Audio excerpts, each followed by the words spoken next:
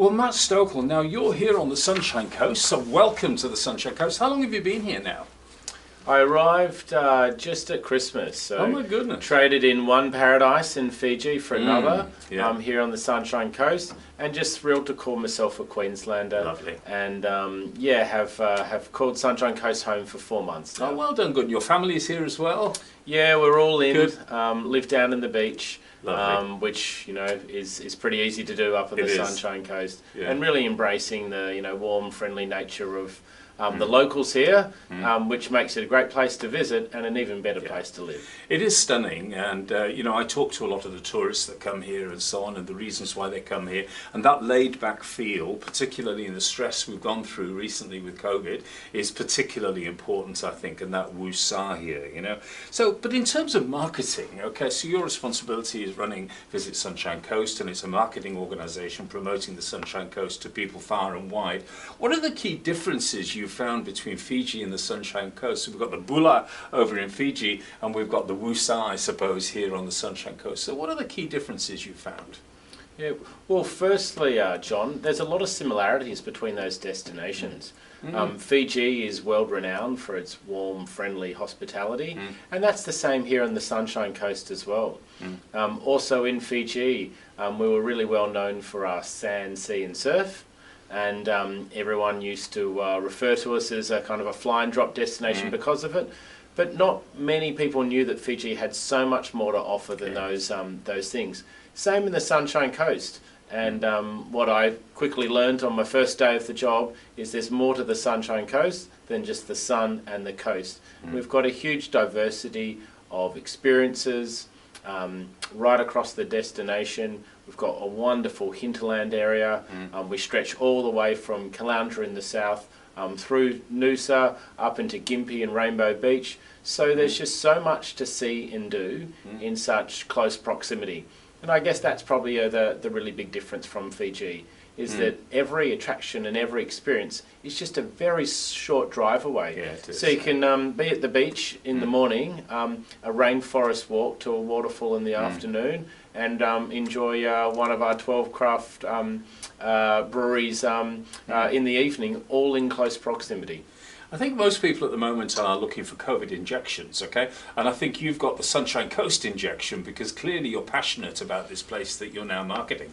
And you're right, you're absolutely right. It's hard to find somewhere where there's so much to do, but without the big theme parks, although we've got Aussie World and stuff like that, and the Australia Zoo and so on. But it's a really laid-back destination. What about the difference between being an island and somewhere on the mainland? Has that made any difference at all, do you think? To you? Some. Of course, Fiji being a small tropical island in the middle of nowhere, access is everything. Whereas here on the Sunshine Coast, access is still critical for us, for our interstate markets as well as our international. But we've also got a really big market that, of course, comes from Brisbane, and is the drive market. And it's that market that's really been performing well for us over the last 12 months of COVID-19. And that's the market that's helped to really buffer the impacts of the pandemic on the local industry here. Yeah. So I think that's probably be a big difference as well, that we've got a very, very loyal drive market that loves Sunshine Coast, and our regular visitors up here as well. So that's a very good segue into how has COVID affected the Sunshine Coast. I know there's been lots of positives as well, but from your tourism marketing perspective, has it meant that you've had to change the way you market the Sunshine Coast to attract different visitors from different locations? Yeah, of course, and you must have seen this for everyone you speak to, John. Whether it's a destination, a business or an operator, they've all had to adapt to the circumstances of COVID-19. For us, the Visit Sunshine Coast was really quick to adapt its strategy and really understand that borders were shut, international and for a fair period of the time state borders, and really switched to target our intrastate market, so other Queenslanders to come and enjoy the sunny coast. Fortunately for us, the pandemic did change consumer behaviour very fortuitously for the Sunshine Coast, because what people wanted was wide open spaces, natural environment, very safe experiences and a familiar destination. And that was us, and we were able to capitalise on that and saw a huge increase in our interstate market over the last year. Excellent. How's the government's 50% incentive in airfares? Has that affected the Sunshine Coast going forward, perhaps? Is that going to drive more business into the coast, do you think? It's a really good question, and it's a question I ask the team and I ask our operators. I think the answer is probably a little bit too early to know. Yeah. We've seen a lot of anecdotal feedback that indicate a huge increase in customer confidence and perceptions about travel. And certainly when you look at some of the online data for, searches done for the Sunshine Coast or interest in flights and regions, it really, the data speaks for itself and says, yes, people are really having more positive mindsets around travel. But I think it's a little bit early to know until we see actually the bookings and the numbers and the load factors on those planes to see specifically how it will impact us. Because a lot of people think that it's going to happen now, that it's, literally booked now. What I'm hoping, and I've written quite extensively about this, that I hope to see it'll trickle down to the SMEs that are really the heart of the business, And as you know, the Sunshine Coast is awash with SMEs, many of whom have gone out of business during COVID. It's been very challenging times, but I hope that money will trickle down in any case. So, and the airlines, are clearly doing very well out the programme because it's subsidising their flights. But you're quite right, we'll have to wait and see. In terms of the lockdowns themselves, we've already talked about the Brisbane market, but what about the international markets? I mean, clearly that's not here, full stop, that's it. So is the domestic market, Melbourne, Sydney, or other domestic markets, and Brisbane particularly, are they compensating for that, both in terms of spend and visitation? I think to some degree our other markets have helped to mitigate the impact of COVID-19, but across the whole destination, of course, we are down. Nothing could offset the huge decrease we had in visitor numbers from international borders being shut and for a large part interstate borders being closed during 2020.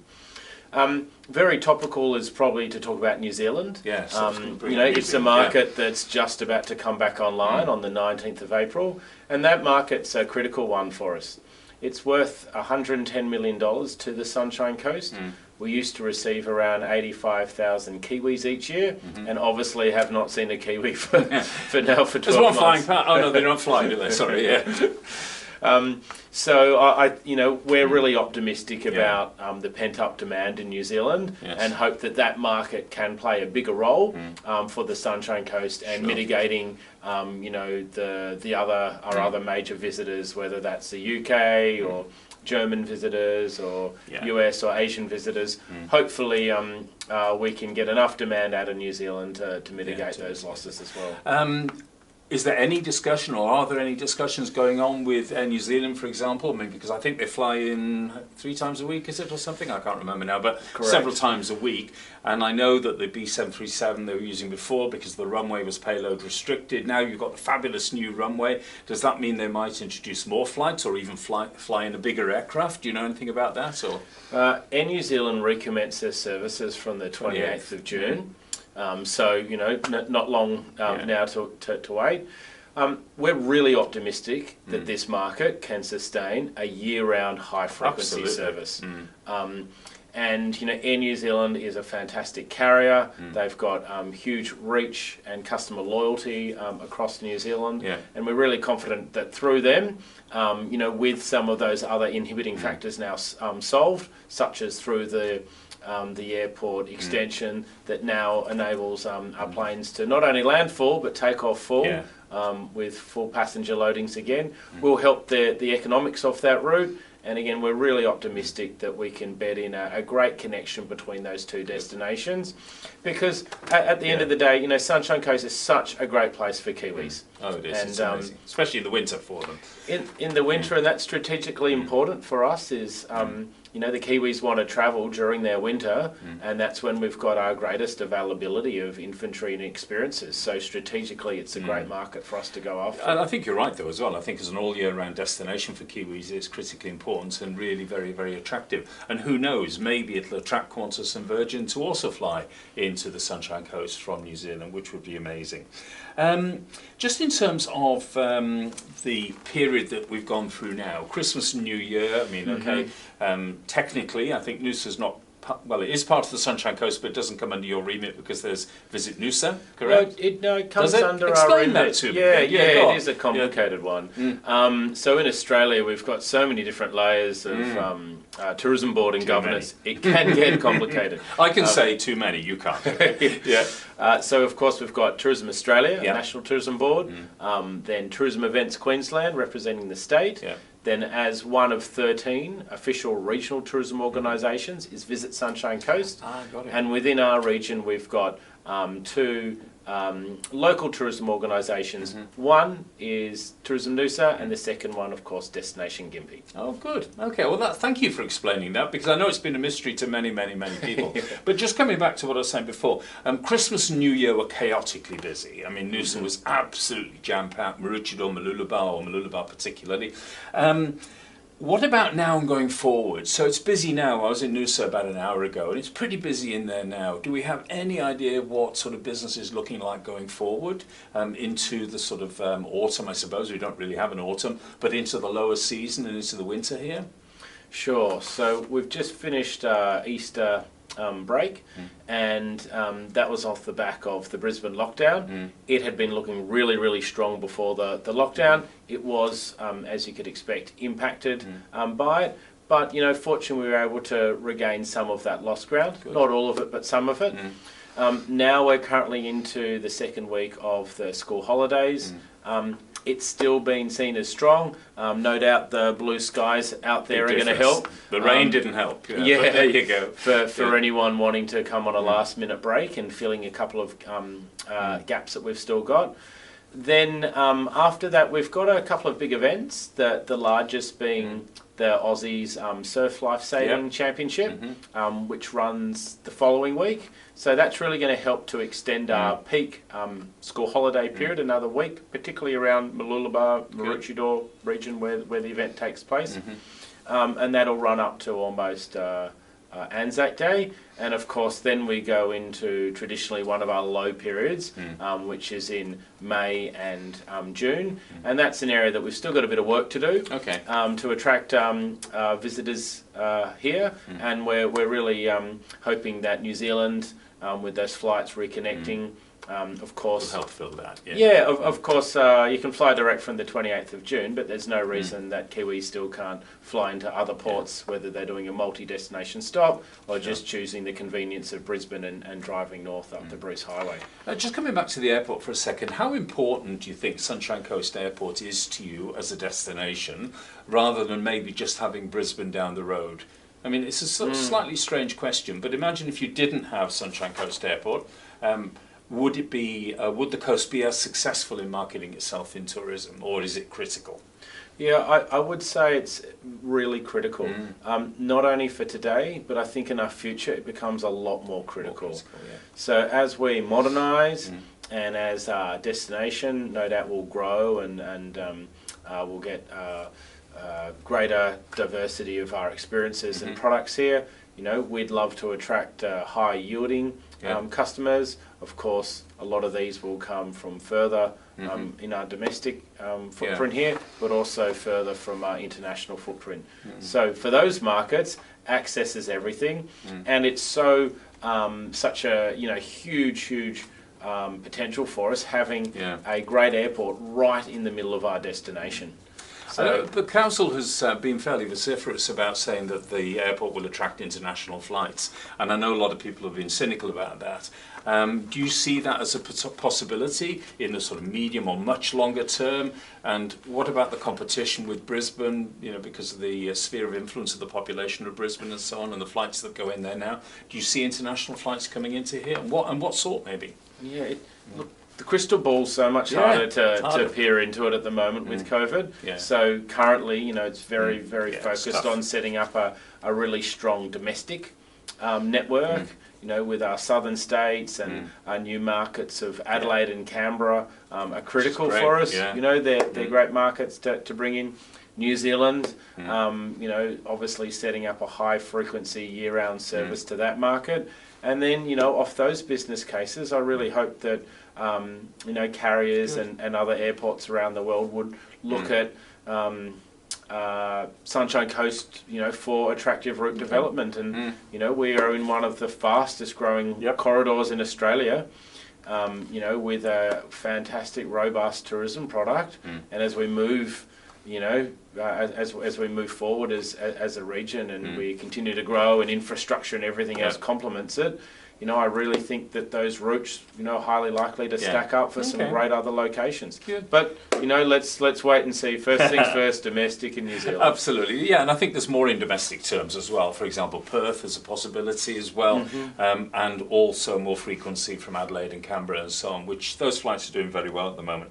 So how do businesses locally here take part in your marketing activities? Do they have to be members of the organisation, or can they just take part in joint marketing activity or whatever? And I know, for example, I picked up a book yesterday on Noosa. It's a beautiful little handbook for Noosa, and that's really amazing little book. I'd never seen it before. But how can people take part? Look, probably the first piece of advice I'd give any operators is to become a member of the organisation. That way they'll be positioned to take best advantage of any opportunities that we have or are coming their way. And those opportunities are pretty broad. And it really depends on, you know, what level the operators are at and what they're looking to get out of their business or out of us as an organisation. Things extend from direct marketing activities or promotional activities, whether that's through a cooperative with us, whether that's through some of our trade partners, whether that's an Expedia or a flight centre we're working with, whether it's getting the content and awareness out about the operators through our Famil program, our PR, our social media is another channel, or we've got a whole range of other tools and support that our industry development team have. So, are they exclusive to members, or I mean, can non-members join, or? Well, yeah. So anyone can join and become a member of Visit Sunshine Coast. Okay, but they have to be a member to take part in the activities. I guess it really depends on which activities we're referring to. So if someone wants to participate in a roadshow or one of our trade events, of course you need to be a member, and we work with those operators that are members to ensure that they can best leverage some of these opportunities that avail their way. Is part of that as well because of the accreditation programs and standards and so on, so you're assured that the product is of the right quality for people?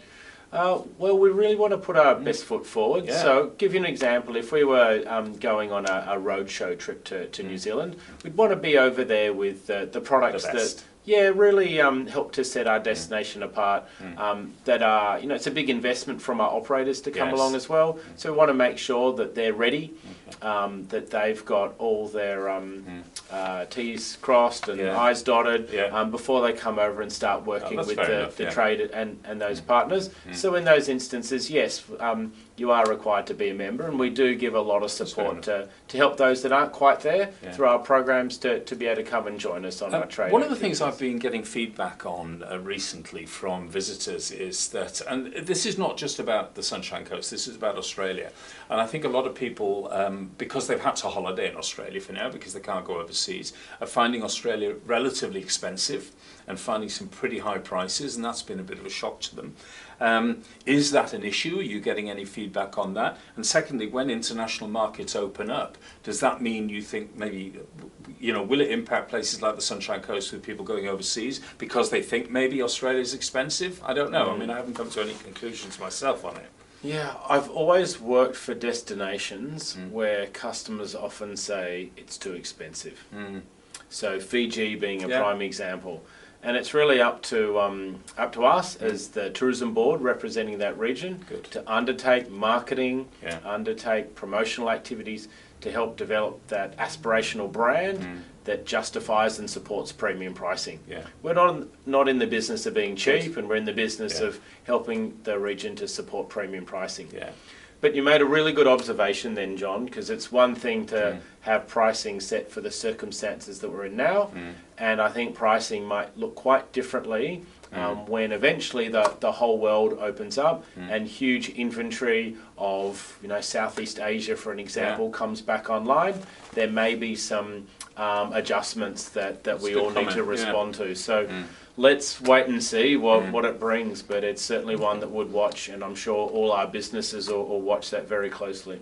Now, I'm sure that you and your family will want to stay on the Sunshine Coast forever, okay, and not wear any shoes and just have a T-shirt on and wander up and down the beach and so on. But I imagine that you've, you know, got a career plan in mind or something. But if there was something you wanted to say that, you know, your mark on the Sunshine Coast and, you know, how you'd influence tourism on the Sunshine Coast or a range of areas, what would you say that Matt has made a difference? What are the facts that you think would come into that space? So this is more future yeah, well, thinking. looking at you, if you're now down the road and saying, well, I've made a difference because I did this. Is it infrastructure development? You know what? Is it marketing? I think a big piece, and it might sound simple, but I think a big piece would be to have a really unified brand across the region. To have a brand of the Sunshine Coast that everyone knew, everyone believed in, and consumers easily understood. Well, Matt, thank you for your time today. I really appreciate that. Somebody calling me or you now, probably demanding that we go somewhere really busy and do something really exciting. But look, I wish you the very best. I mean, without any question, we moved to the Sunshine Coast 10 years ago. Without any question, it is the most amazing place. My family all live in Dubai, and they come here and are thrilled to bits when they come here. So very best wishes in your role, albeit that you've been in the role a few months now. And I look forward to hearing lots of exciting things about you. So thank you for your time today. Thanks, John. Thank you. Thank you.